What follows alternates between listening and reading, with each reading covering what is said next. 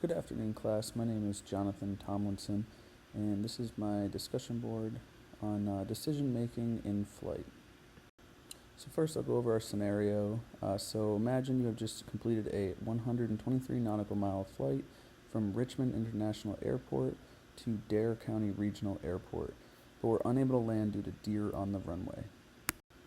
Alright, so just like with any pre flight planning, you always go over the PAVE checklist, and you start with pilot. So I'm the pilot.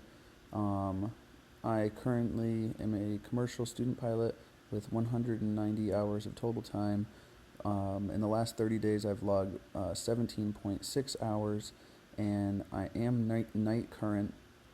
I'm proficient in the aircraft and comfortable with the planned maneuvers.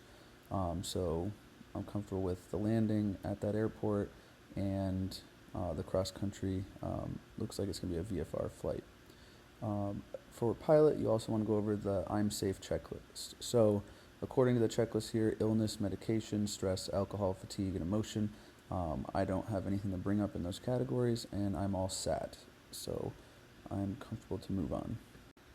The aircraft I'm going to be flying is a Cessna 172. It's airworthy with required inspections. Everything is current. I'm aware of the aircraft's performance characteristics, including climb rates, stalls, speeds, and fuel consumption. For the purposes of the FAA exam, I imagine that they'll have us go over a sample or a specific fuel consumption calculations, things of that nature. I kind of put together some basic stuff here. So fuel on board. My flight school, they require full fuel tanks when possible with the weight ratio for cross-country flights. So my fuel tank is a 42-gallon tank. 40 gallons of that are usable, and I calculate approximately 12 gallons of fuel burn for this flight. So on arrival, I'll have 30 gallons in my tank, and 28 of those 30 gallons will be of usable fuel. Alright, so environment, you want to go over the weather. So I reviewed all the weather forecasts, METARs, TAFs before the flight, and monitor en route weather. I have an ADS-B receiver, and I can view weather while in flight on my iPad. I also consider the current weather, winds, visibility, and cloud cover throughout the flight.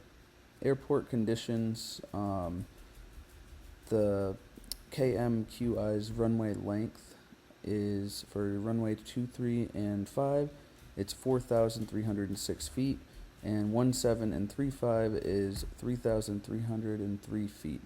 Now, those are the total lengths of the runway. However, there are displaced thresholds on there, and if you view the AFD, it lets you know that the runway is displaced. Let's see, I got the AFD here for runway 5, it's 305 feet, runway 23, 301 feet, and then 17, 290 feet due to trees, and runway 35 is displaced 989 feet. So that's very important to realize. You don't want to, come up to the airport assuming you have, adequate runway lengths, and then come to find out you're, shorted 989 feet. That's a lot of runway. So very important to look into that. Also, so terrain, you can see on the AFD here, there's all those little circles around the airport. There's trees surrounding the airport. That also affects why those thresholds are as such. So for external pressures, for this flight, there's no significant external pressures influencing my decision making, other than the fact that it is a training flight. I imagine, I want to get this training flight done, get it signed off. However, I treat all my flights as, real world flights. There's no forcing it, nothing like that. I don't have to do this flight. I'm going to do it as safe as possible. Alright, so Immediate actions when we're faced with our scenario here. You're coming into the runway and you got a bunch of deer that run out. You're immediately going to go carburetor heat off, full power, 10 degrees of flaps out, initiate a climb, and slowly work your flaps out as you gain altitude and you're clear of obstacles. Re-enter the traffic pattern. Make sure you're on the radio, letting other air traffic know what's going on. Also, let people know that there's deer on the runway if there's anybody else in the pattern, or it's just good habit to do that in general.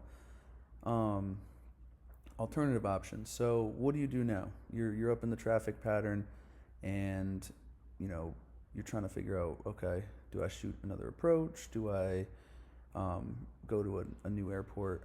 You got a couple options. Personally, in this situation, I would probably do circle around, assuming there's not much traffic. If there's a bunch of traffic, I'm not going to do this, but I would circle around, make a low approach with no intention of touching down.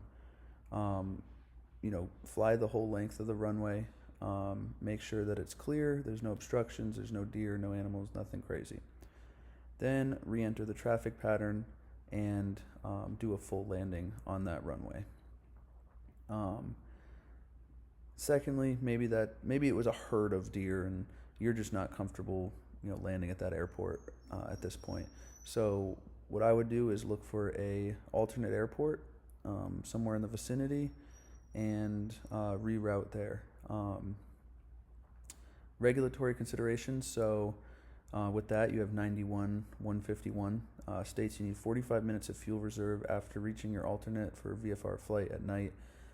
So make sure you do your fuel calculations. You can't just head on to a new airport and hope you make it. Obviously, be smart with your fuel calculations. Make sure that you pick an alternate that makes sense.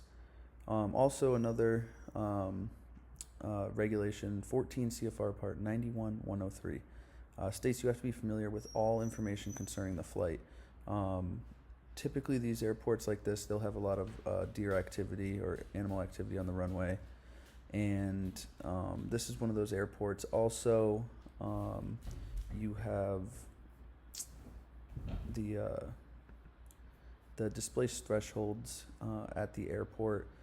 Make sure you're aware of those, as I mentioned earlier, with the AFD, and all applicable. Also, it's a good practice to know what airports are in the vicinity for situations like this. What factors specific to Dare County Airport should be considered? Like I mentioned, those displaced thresholds, make sure you understand that those are there. Also, animals in vicinity of the airport and the trees surrounding the airport, and be familiar with the airspace around it. How does the PAVE checklist, pilot, aircraft environment, external pressures, influence your decision making? The PAVE checklist at this point has really become automatic. Whenever I plan a flight, I subconsciously, incorporate the PAVE checklist. In doing so, it helps you be completely prepared for whatever flight. Maybe you're doing just a local area flight all the way to a 123-mile cross-country flight. The PAVE checklist is huge, and it makes sure that you didn't forget anything, you consider all options, and it's a huge part of professional aviation. And for my biblical integration, I have Proverbs 16:9 states, "In their hearts humans plan their course, but the Lord establishes their steps." This is so true in aviation. This specific scenario here, I planned this whole flight. I got all ready. I flew to the airport, and now I can't land, and everything changes. And that's just part of life. You can do all you can to plan for something certain, but that doesn't necessarily mean that that's what's going to happen. And here's my works cited. Thank you for watching.